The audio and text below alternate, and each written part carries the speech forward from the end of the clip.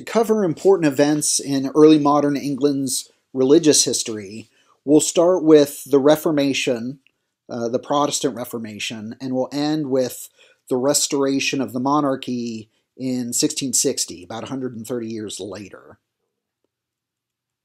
So the Restoration started in Germany with Martin Luther in 1517, and it didn't extend into England until the 1530s, when Henry VIII decided that he wanted to divorce his first wife and marry Anne Boleyn, who would eventually become his second of many wives.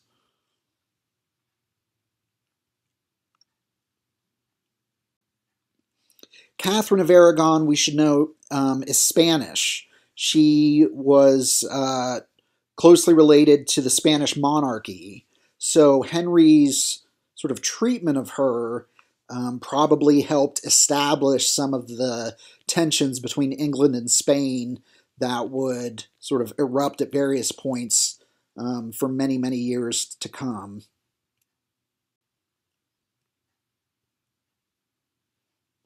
So the Pope refused to grant Henry his annulment, so he decided to establish a Church of England that was basically a Catholic church, but with him at the head instead of the Pope. However, the Church of England under Henry, it did become more Protestant at times, depending on who Henry's advisors were and how sort of extremely Protestant or not they were.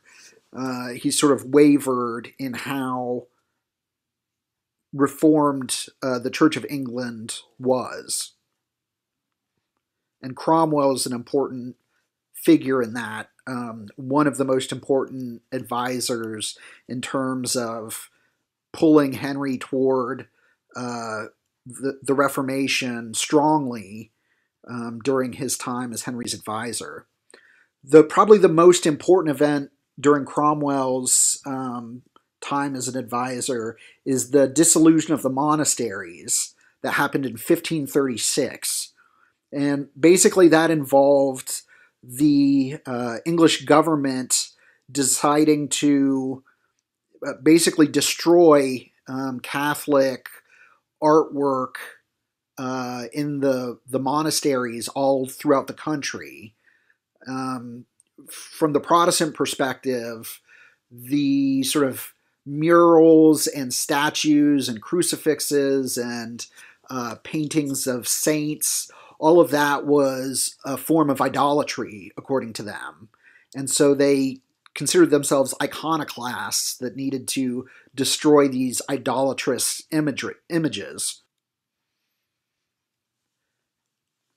So the Church of England that we might now think of, or that we might associate with most of the early modern period, really got going under Henry's son, Edward VI, who came to the throne at the age of 9. And Edward had been raised by very strongly Protestant family members who, influenced him. And so a lot of the strong reformations happened during his short reign. For instance, the Catholic Mass was completely abolished, and church services performed in English rather than Latin, which was a very big deal for reformers who wanted to kind of democratize religion and make it more accessible to the people who didn't speak Latin.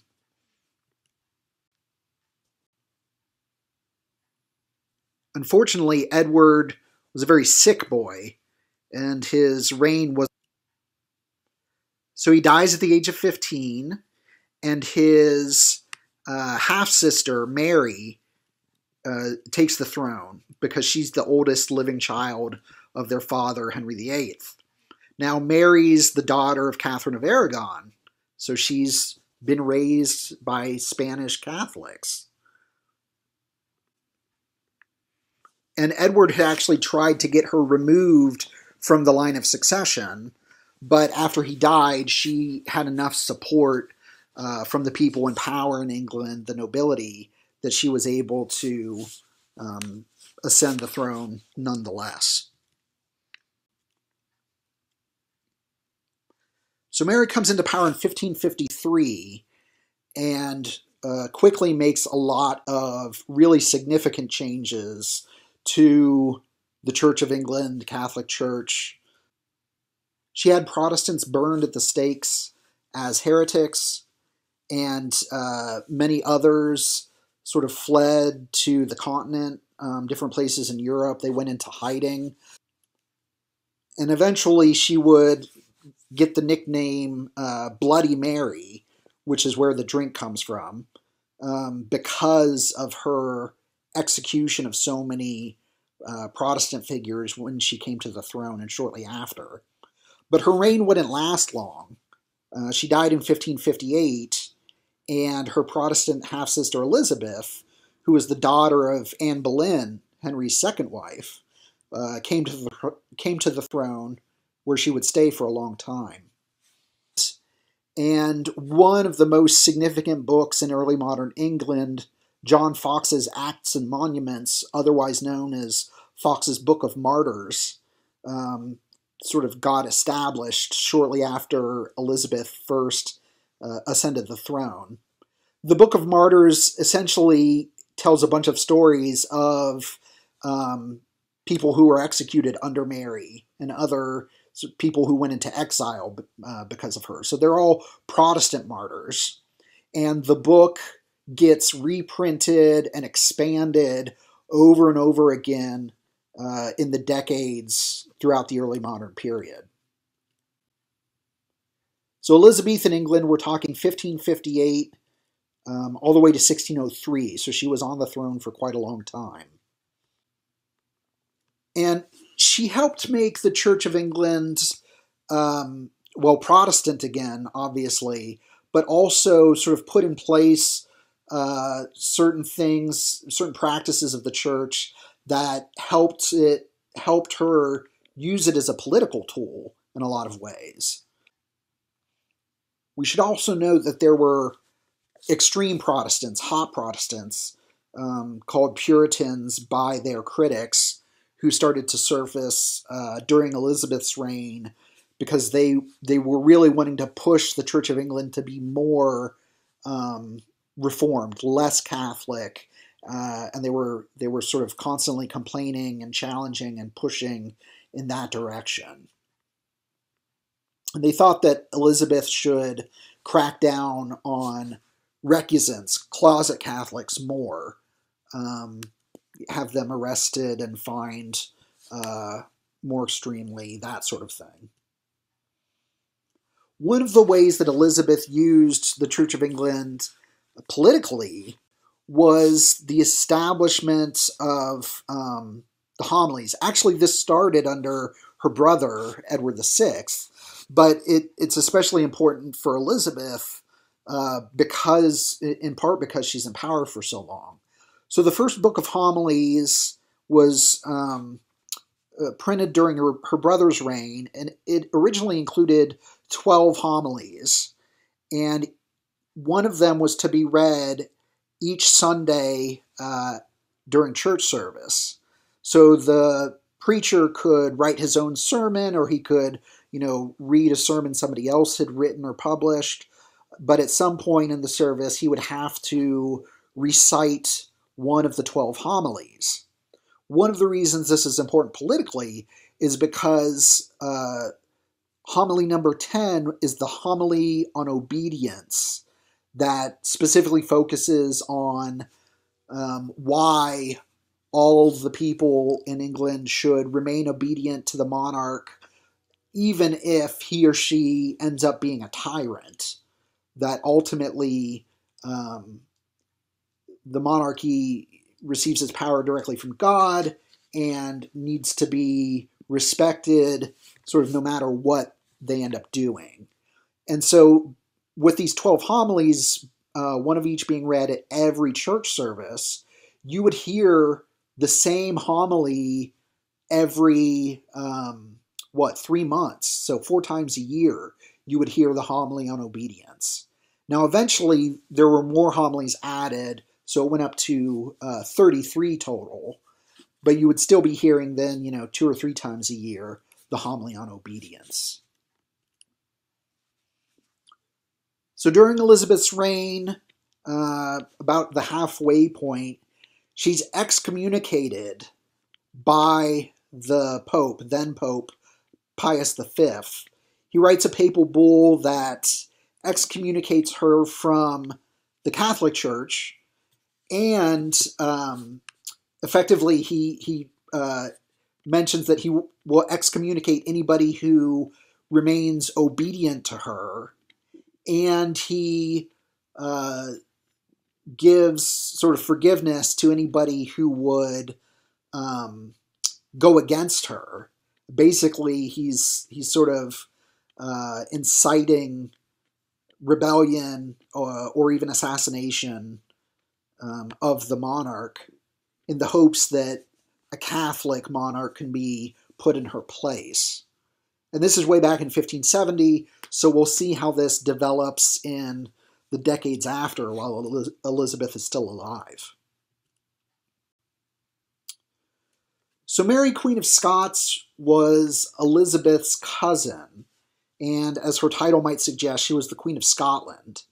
And Mary was also Catholic, and so she was involved in at least one, if not several, plots to try to overthrow Elizabeth, most of them involving her assassination, and then Mary would be placed as the Queen of England because she was Catholic. She had a claim to the throne as a cousin of Elizabeth's, and then they would have her marry somebody, and he would become the King of England, and he would also be Catholic. Was the whole idea behind these plots. Well, at least one of them was sort of discovered, and having gone too far, she was put under house arrest for her involvement in the plot, kept under house arrest for some time, and then eventually Elizabeth was convinced by the Privy Council, her advisors, to have Mary executed for this act of treason. This was a really big deal because having a monarch executed,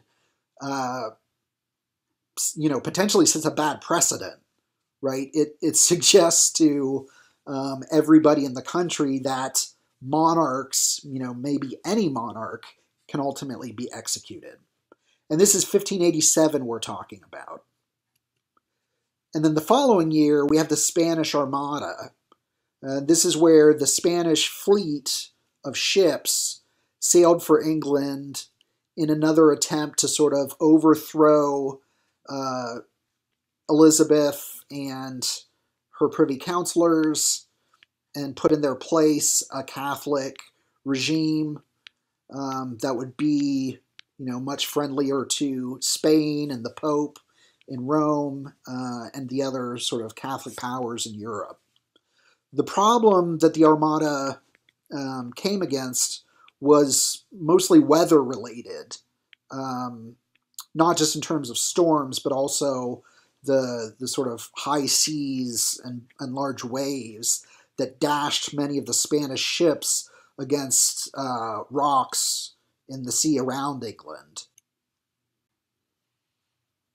Another sort of small but worth noting event in the religious political history is the Marplet controversy, in which there were some tracts that were published under the pseudonym Martin Marprelate, basically heavily criticizing figures very high up in the Church of England.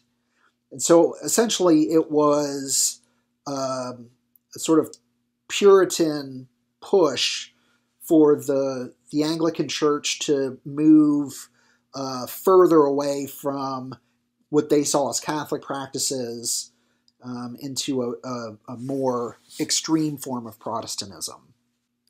Ultimately, these tracts created a lot of anger amongst the privy councillors, people in power in London, who ended up passing a law against satire, saying that satires could no longer be printed in 1598. And so this is where we get some of the more satiric plays that are written shortly after 1598 by people like John Marston, who had been a satirist, but could no longer publish satire sort of by itself and of itself, so had to do some other form of art that he could also be satiric with. Late in Elizabeth's reign, there was an attempt by some of the more militant and hot Protestants to potentially overthrow her, what came to be known as the Essex Rebellion in 1601. And the Earl of Essex had been Elizabeth's sort of main military strategist serving in Ireland, and he'd done some things while serving there that she hadn't approved of. He'd sort of gone against her orders one too many times, so that he was recalled back to England and had sort of punishment within the court of various titles and monies kind of stripped of him. And so this didn't sit well with Essex, and he and many of his supporters really wanted to reestablish his power within the court, and also wanted to push Elizabeth to be more proactive in the military conflicts in Europe between Protestants and Catholics. The day before the Essex Rebellion, February 6, 1601, supporters of the Earl of Essex arranged for the Lord Chamberlain's men, the playing company to which Shakespeare belonged, to put on a production of Richard II, one of Shakespeare's history plays, which by 1601 was quite old. It had been around a long time. They probably hadn't performed it very recently, but the supporters of Essex were willing to pay them a kind of special amount in order for this special performance, so they agreed to do it. And then the next day, Essex and his supporters attempted their rebellion. And so the perception was, after the rebellion failed, that the supporters at least thought that Richard II, this particular Shakespeare history play, would help kind of mobilize more people to their cause, sort of against the current advisors of Elizabeth that were most in power. Apparently it failed. Essex had far fewer supporters than he thought he would. There weren't that many people willing to go against Queen Elizabeth, so he only ended up with maybe about 200 supporters total. Ultimately, he claimed that he wasn't trying to overthrow her, but instead was going to try to overthrow some of her advisors that were chief advisors in order to kind of force her to take on a different stance in terms of foreign affairs. But regardless of what his end goal was, it failed miserably. He was arrested. The supporters were arrested. They were tried a few weeks later. The trial lasted a day. They were found guilty and eventually executed for treason. And here's a picture of the Earl of Essex, a painting of him. Elizabeth died in 1603, and that's when James VI of Scotland became James I of England. One thing we might note right off the bat about James, not only was he the King of Scotland already while Elizabeth was still Queen of England, his mother was Mary Queen of Scots, the same cousin of Elizabeth's who Elizabeth had had executed in 1587. Ultimately, Elizabeth had been very quiet, even to her most trusted advisors, about who she would name as her successor. as she was getting older and had never married, had no children, there was a lot of sort of anxieties over who would be the next monarch, who would be her successor for the throne.